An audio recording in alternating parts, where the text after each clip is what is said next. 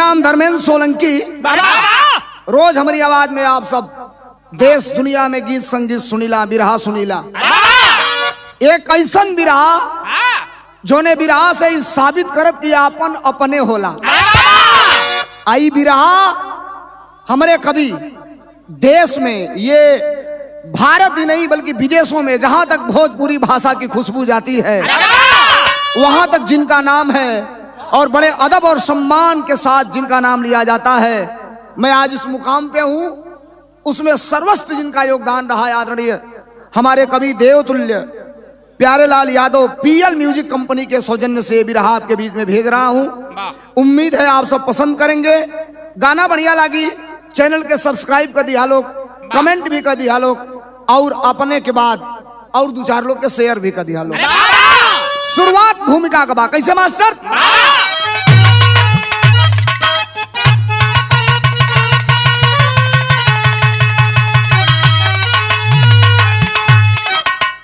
अपने तो है अपने होते है सुख दुख में हंसते रोते, यारों कभी न होना अपनों से तू दूर।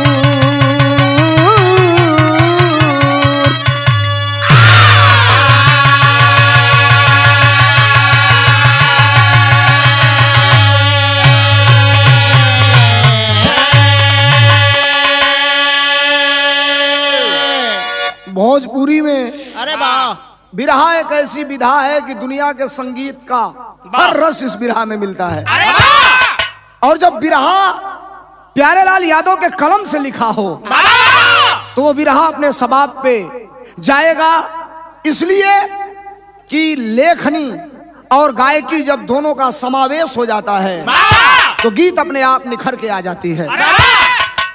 अपने तो है अपने होते है सुख दुख में हंसते रोते, यारों कभी न होना अपनों से तू दूर। सामाजिक संदेश है, एक कहानी है। उम्मीद भाई आप लोगों के पसंद आई। बड़ा सुंदर तरज लाग गल। कैसे मास्टर?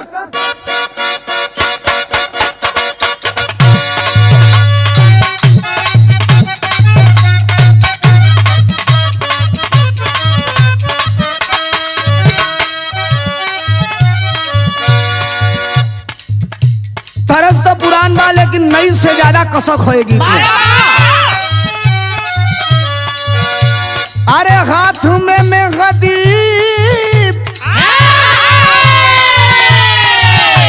अरे हाथ में मेहंदी मांग सिंदूर, हाथ में मेहंदी मांग सिंदूर, बर्बादी कजरवा हो गया हो बर्बादी कजरवा हो गया हो बर्बादी कजरवा हो गया।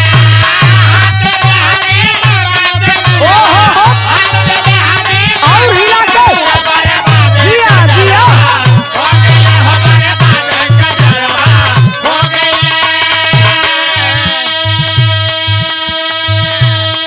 कवि का संदेश ये समाज के है, ये दुनिया के लोग के है, और केवल एक वर्ग के ना, हर जात वर्ग हर धर्म के माने वाला लोग के है। देखो ये खूबी हमारे कवि आदरणीय प्यारेलाल यादव जी का। अरे अपने के साथे मिल के रहा, अपने के साथे मिल के रहा, काहे ये ने वो ने तू लपकेला, काहे ये ने वो ने तू लपकेला हो, काहे ने वो ने तू लपकेला। अपने के साथे मिल के रहा, काहे ये ने वो ने तू लपकेला। जवन काठ के छिलका होला, जवन काठ के छिलका होला, उता वही काठ में चिपकेला, उता वही काठ में चिपकेला, उता वही काठ में चिपकेला।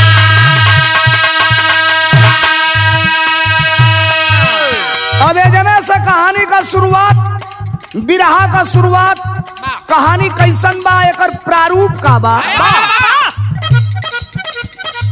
एक मुसहर की बेटी सयानी,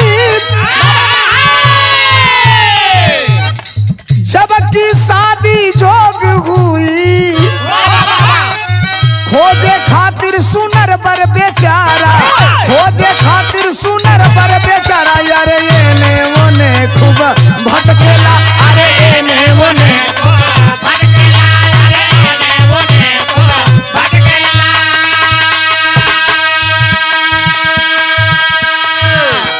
जात का मुसहर।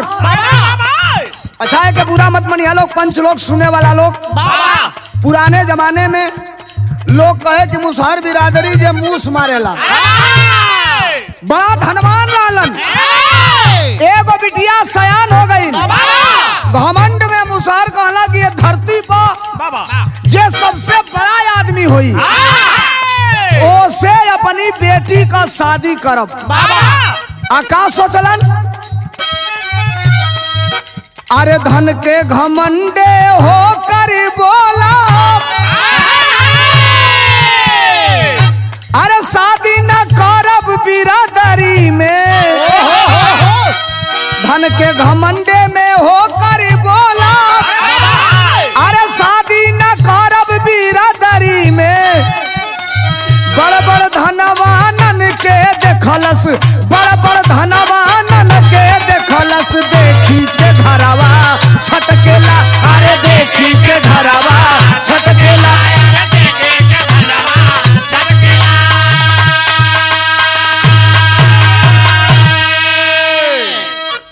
अब मुसहर के ही मन में घमंड हो गई, जे दुनिया में सबसे धनवान सबसे बलवान हुई, वही से हम अपनी बिटिया का शादी करब।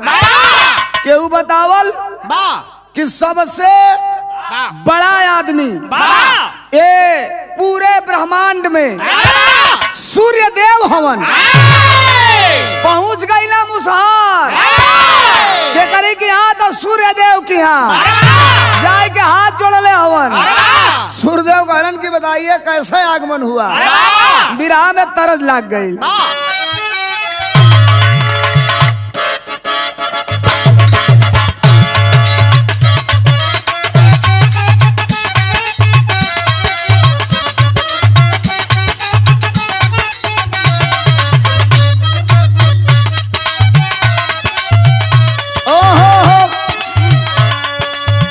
जब हमारे गुरु जी का कलम चलेला,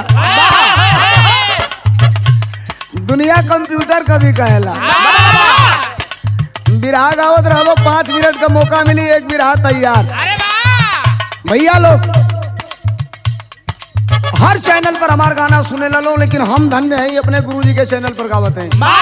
हम जवले जियब तवले गाइब, तबो गुरु जी का कर्जा ना उतार पाई। ये बात का छोड़ा तनी बिरहा से ध्यान ना भटके। तरन मास्टर बजौलन ई कौनो मर्द की करेजा पर बड़ा जोरदार हमला भइल बा। कहलस का कहलस? अरे आँखी दबा के दिला बापा, अरे आँखी दबा के दिला बापा कर पाइन मारेली।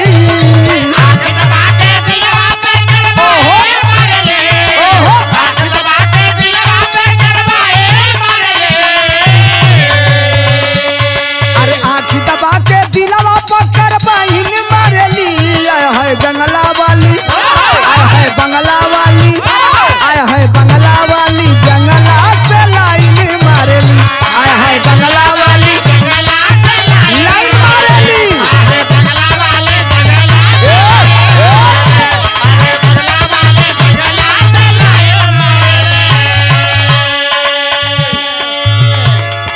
आप तनी सुना बात के, मुसहर चल दियालन आ जाके कहलन सूरज भगवान से, सूर्य देव से। का कहलन? दिल में लगल बा पूरा कई साध हमरो, दिल में लगल बा पूरा कई साध हमरो, दिल में लगल बा पूरा कई साध हमरो। अरे दिल में लगल बा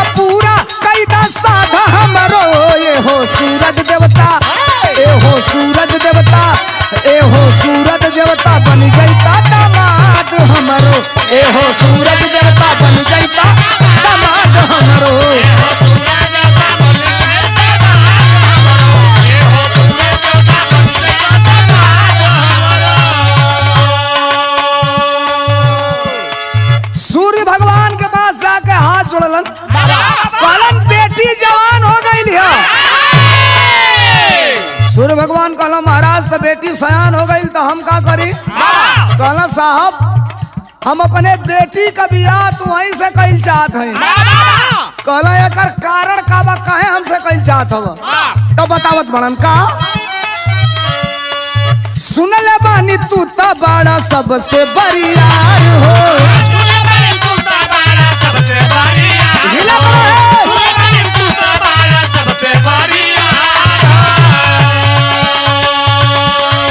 अरे एक मिनट सूर्य भगवान कहला कि का कहला?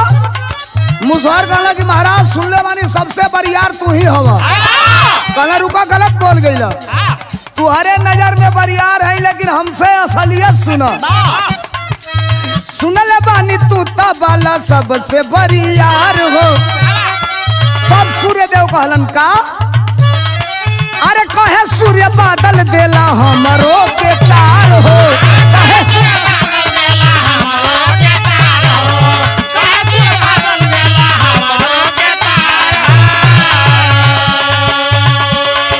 सजल सजावल जिंदगी का दया बात हमरो।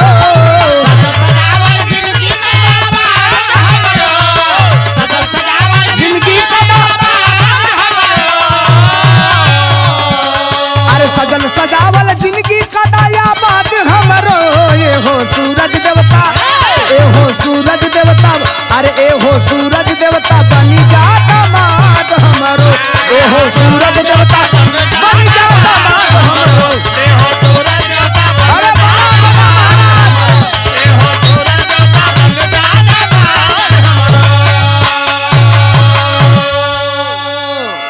मुसहर जब इतनी बात सुनलन, अरे बाप रे बाप, सूरज से भी बड़ा बादल हवन। सूर्य भगवान कहलन कि केतनो तेज से हम निकलीला बादल आए के हमके ढक देलन, तो मतलब हमसे बड़ा बादल भइलन। अब मुसहर कहे के वहां रोकन भगलन बादल महाराज के पास अजाई के हाथ जोड़लन। हाथ जोड़ के कहलन बिरहा में तरज लाग गई।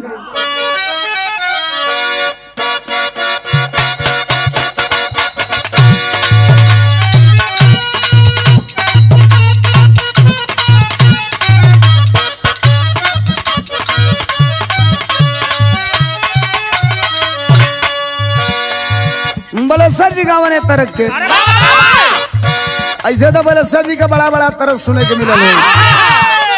बिकाई है भाई बीए पास घोड़ा निकला गए टिकुलिया गोरखपुर के। मरत मरत गा दिया कि दुश्मन मिले सवेरे मगर मतलबी यार ना मिले। एक लाइन और गौलो की रड़ुआ रहे जन्म भर मगर बेलज्जी नार ना मिले। आई हो गौले रहलन कैसे के जब कटार का कोवा तो जब कटार का कोवा तू खैलू, तो जब कटार का कोवा तू खैलू। भाई मोटका मुअड़ावा के खाई, भाई मोटका मुअड़ावा के खाई, भाई मोटका मुअड़ावा के खाई, भाई मोटका मुअड़ावा के खाई। लेकिन सुना सूर्य भगवान के यहाँ से भागत भागत मुसहर गईलन बादल के पास। हाथ जोड़ के बादल से कहलन का कहलन लेके दुआरे बरतिया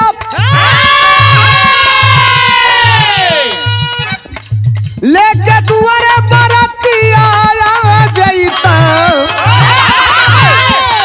लेके दुआरे बरतिया आ जईता बादल देवता या रजिया हमार गौए।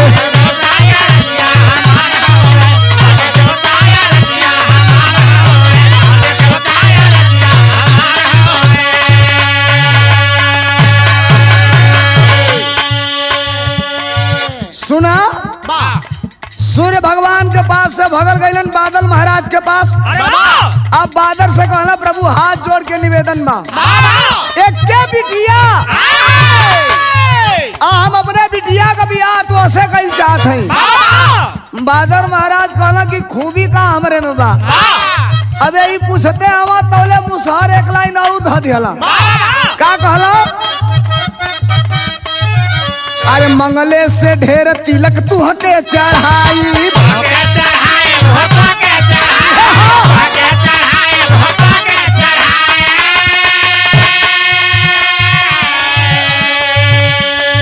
ए महाराज तू बारात लेके आवा। आज इतना बरतिया जान तला का करब? अरे जमन तू हर लोग खई है खुशी से खियाई।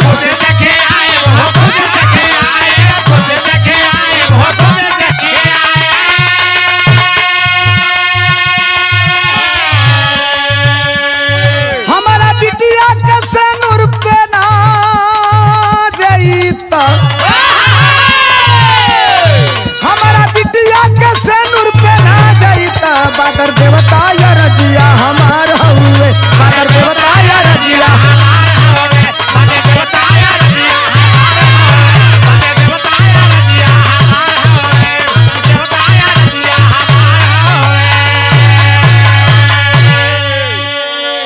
बादल महाराज कहलन,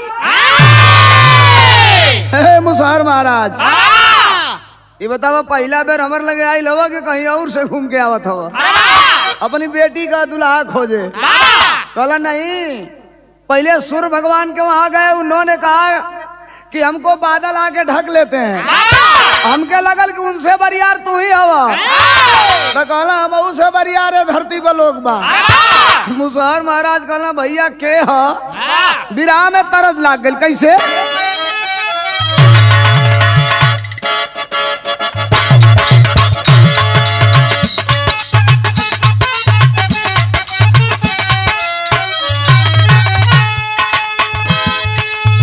कौनो लइका पागल हो गई। कारण ही रहल केहू के देखल चाहत रहे। 2.5 महीना घोरियावत 1 फुट माटी खोन देले रहे। एक दिन तनी सा झलक मिलल। आज जब झलक मिलल तो कहलस, का कहलस? ए हो करे जा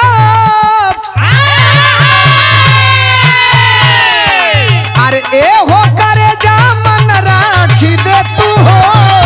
ए हो करे जा मन राखी दे तू हो। ए हो करे जा मन राखी दे तू हो। अरे ए हो करे जा मन राखी दे तू हो। अरे ए हो करे जा मन राखी दे तू हो। तनी खिड़की से एक बेरी, अरे तनी खिड़की से एक बेरी ताक दे तू हो।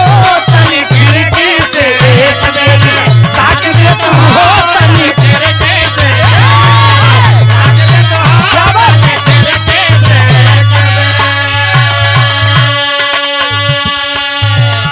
सुना।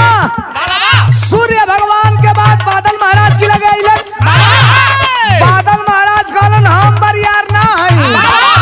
सुना हम से बरियार के हुआ। का कहलन? हमके ये नेऊने, हमके ये नेऊने छितराई देला हो। हमके ये नेऊने छितराई देला हो। हमके ये नेऊने छितराई देला हो। अरे हमके ये नेऊने छितराई देला हो। हवा जब चाहे हमके, अरे हवा जब चाहे हमके उड़ाई देला हो। हवा जब चाहे हमके उड़ाई देला हो।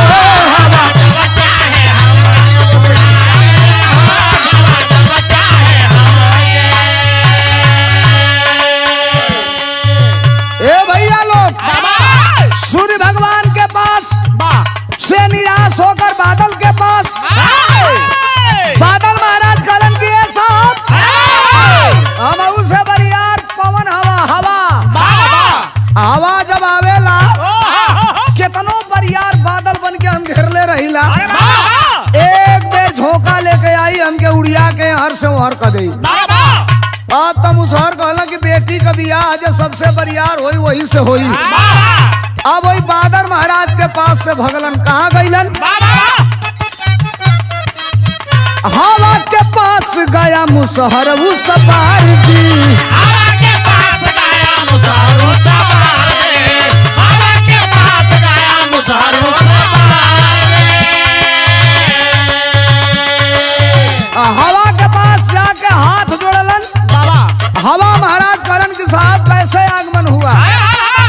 और कुछ नहीं का बतावत। मुसहर एक लाइन कहलन, का कहलन? जानता नहीं देवता हम तोहरो रफ्तार जी।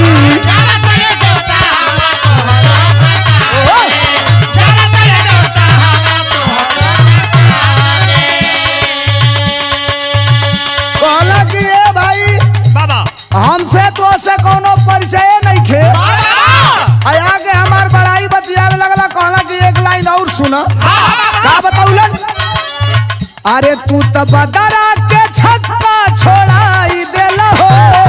बदरा के छक्का छोड़ाई देला हो, बदरा के छक्का छोड़ाई देला हो। अरे तू तो बदरा के छक्का छोड़ाई देला हो। हवा जब चाहे हमके, अरे हवा जब चाहे हमके उड़ाई देला हो। हवा जब चाहे हमके उड़ाई देला हो। हवा जब चाहे ये लगा के।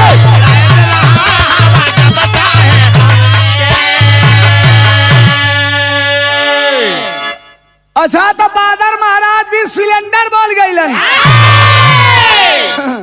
हवा महाराज के पास गईलन। हवा महाराज भी इनका बात सुनलन। अब बात सुनने की बात कहना देखा तो के कुछ बताई। अब बड़ा उम्मीद लेके हमारे की आयल हवा, लेकिन यहू जैसे तो के असफलते हाथ लगी। विराह में टेरी लगल कैसे?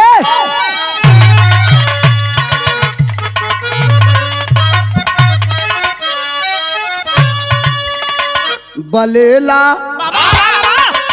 बन के घूम मुसहर।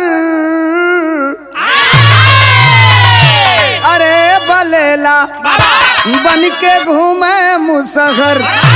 अरे जहाँ जाए वहाँ का रिश्ता जरूर छटके। देखा यो भाग का बात।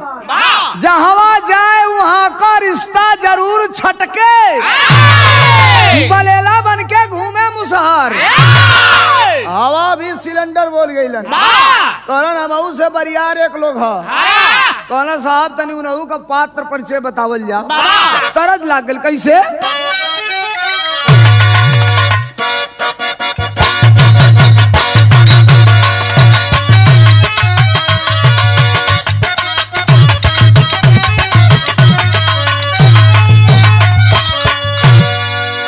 तरज बा गीत बा की गोरिया मुश्किल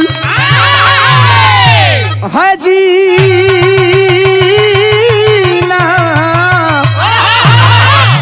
तेरी गली में। गोरिया मुश्किल है जीना। अरे तेरी गली तेरी गली तेरी गली मेरे मजा हो मजा बरहो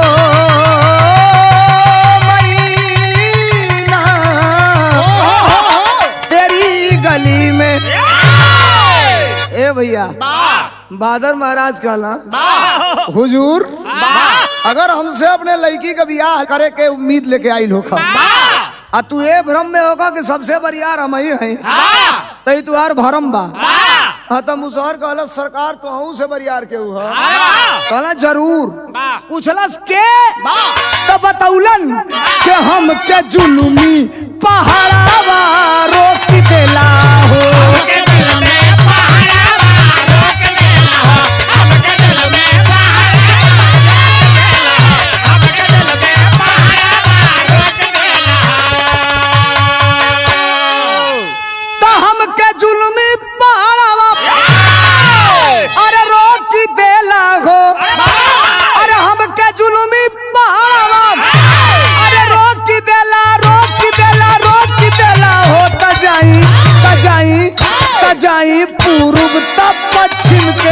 टोकी देला हो।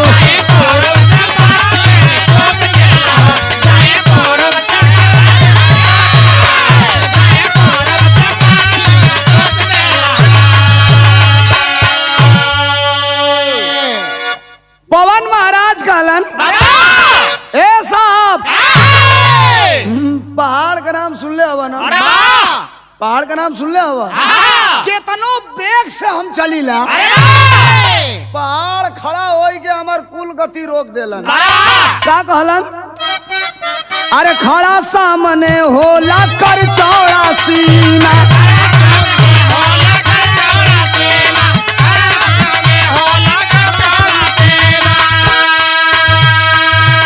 अरे वो करे आगे हमारो कबहू चलीना।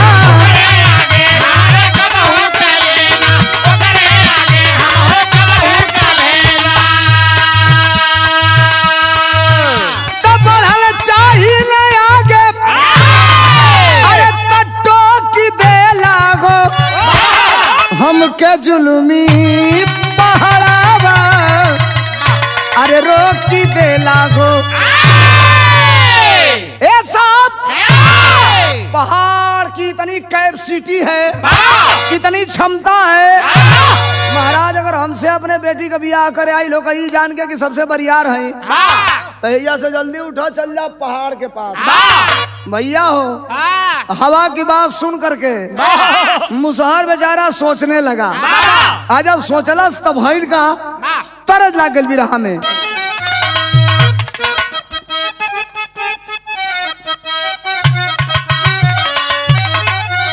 अरे पिया बिना देही आप पिया रईली सुनरे साखिया, पिया रईली सुनरे साखिया, अजहिया ले गवनवा हमहू गईली सुनरे साखिया।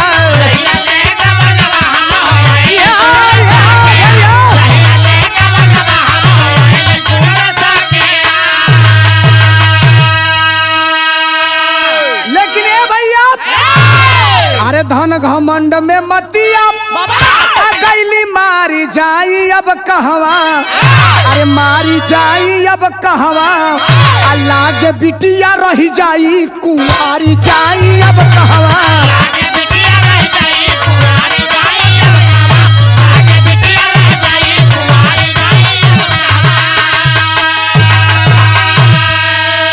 तब पहाड़ से जाके कहले वो दिलवा के भेदवा हो, पहाड़ बोला मुसवा मोरे छाती में कैले छेदवा हो, कपड़ा धई के बैठल अमनवा मारी जाई अब कहवा, मारी जाई अब कहवा, अब बिटिया कैसे बनी मुसके नारी जाई अब कहवा।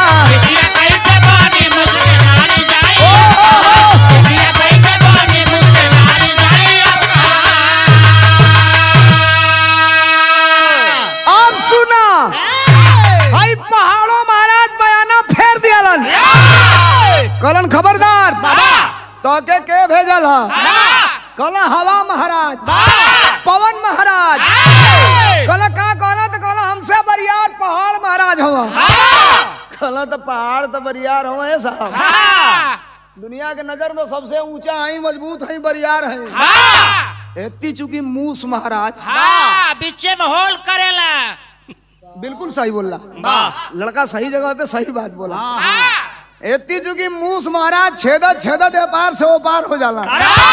तो बतावा वो बरियार के हम बरियार। अब मुसहर कहला यो मामला फेल।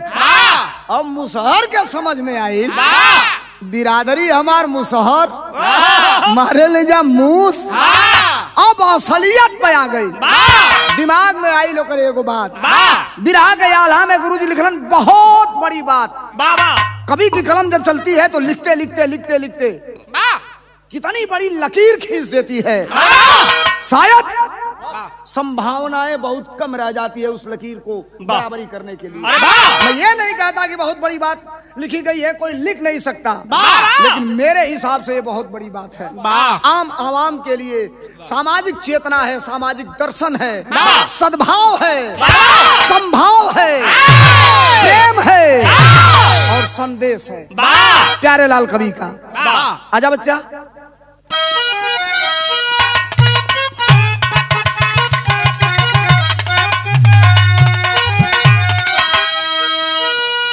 अरे ढेर जे चलाक हो ए भैया बनेला दुनिया में आ गिर जाला खाई में ना संभरे ई नशा।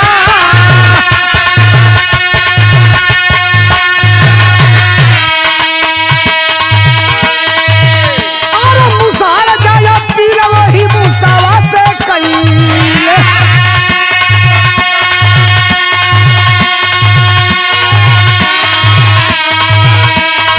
बन जाता मात हो हमारा श्रीमान।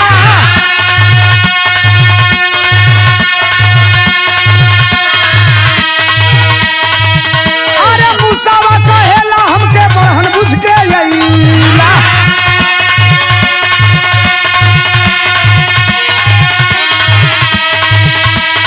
हमसे ज्यादा जग में मुसहर पलावा।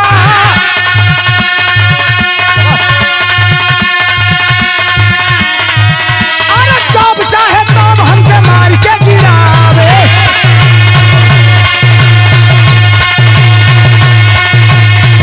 अरे उनके आगे बस नहीं चले श्रीमान।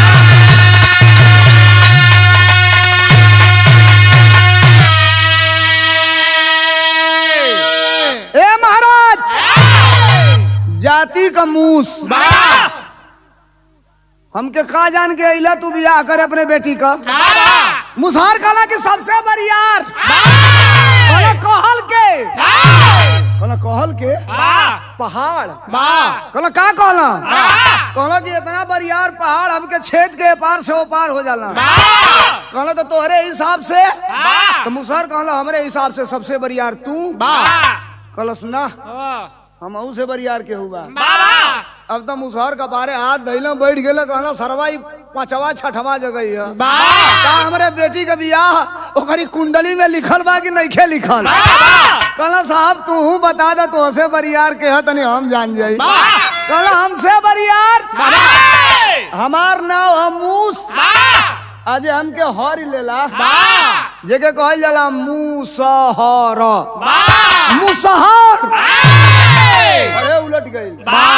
अरे साला हम खुदे मुसहर अब घूमे लगली अपने बेटी का बियाह कर कभी पैंतारा मारत फिर यही जैसे लिए बिराह के खड़ी में इस संदेश हमरे कभी कका।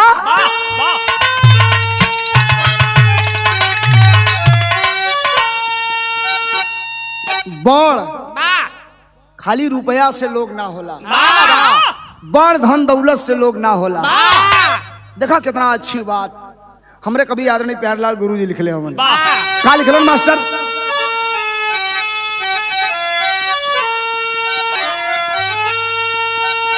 अरे पैसे के नहीं ए भैया सब कुछ माना ये भाई। आया अपन अपन हुए अपन के पहचाना ये भाई।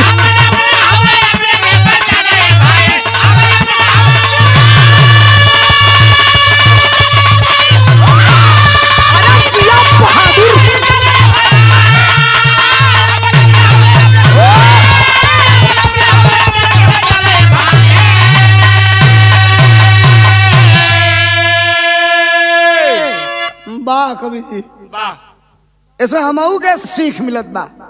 खाली सुने वालन के नहीं गावे वालन के भी सीख हो कि अपन अपने हुए अपने के पहचाना है भाई। इस साबित किए हैं हमारे कवि जी। इस धरती पर इस दुनिया में जैसे 4 सूत का बोल्ट बा तो में 4 सूत का नॉट क्लियर होई सही से फंसी चूड़ी में घाट पर घाट बैठ जाई। मोट पातर चूड़ी हुई तो समाई नहीं।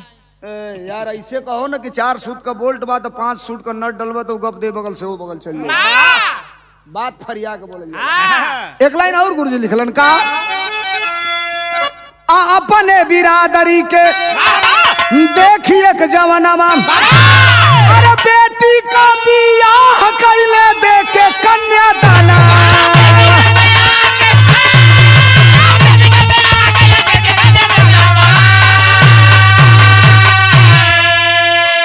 कालन की प्रेम ही जग में अरे सब कुछ हुए जाना ये भाई, अपन अपने हुए दुनिया में पहचाना ये भाई।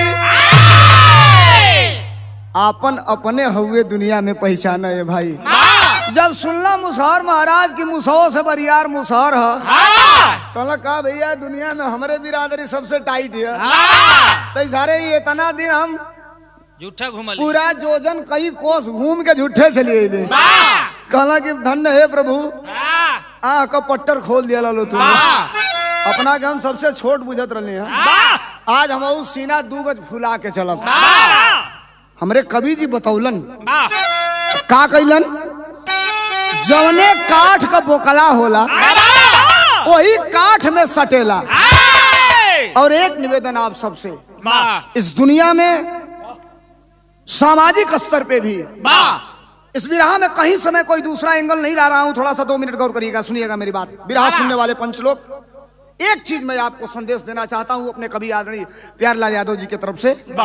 सामाजिक स्तर इस देश का इतना नीचे गिर गया है, व्यक्ति की पहचान उसके जात उसके वर्ग से हुआ करती है। लेकिन आप एक संदेश हमारे कवि ने दिया है कि इस देश की कोई जात बड़ी और छोटी नहीं है। जात में बांटने वाले लोगों के लिए कवि ने लिखा कि कब तक नशीली दवा बांटिएगा, कब तक नशीली दवा बांटिएगा, अरे फिजाओं में दूषित हवा बांटिएगा। इस जाति और मजहब के चक्कर में पड़कर जब हम ही ना रहेंगे तो क्या बांटिएगा, हम ही ना रहेंगे तो क्या बांटिएगा। आप जितने में हैं अपने में संपूर्ण हैं, आप जितने में हैं अपने आप में बेमिसाल है, कोहिनूर हैं। आप अपने आप को पहचानिए। मुसहर अपने आप को पहचाना, अपने बिरादरी का एक लड़का ढूंढा, अपनी बिटिया की धूमधाम से शादी बियाह करके डोला उठवा के ओकरे घरे भेजवा दिया। कहानी हमार खत्म भइल। अंतिम लाइन का बात कैसे, गुरु बिहारी गुरु गणेश गुरु रामलाल सज्ञानी, स्वर्ग चंद्रिका कवि कविता में है पद छानी। बलेला बन के घूमे मुसहर, कुछ लिखा सकेला केहू लिख सकेला, लेकिन है सब भोजपुरी का असली साहित्य। अरे वाह, जो है माटी से उठावल लाई तो शब्द मिली।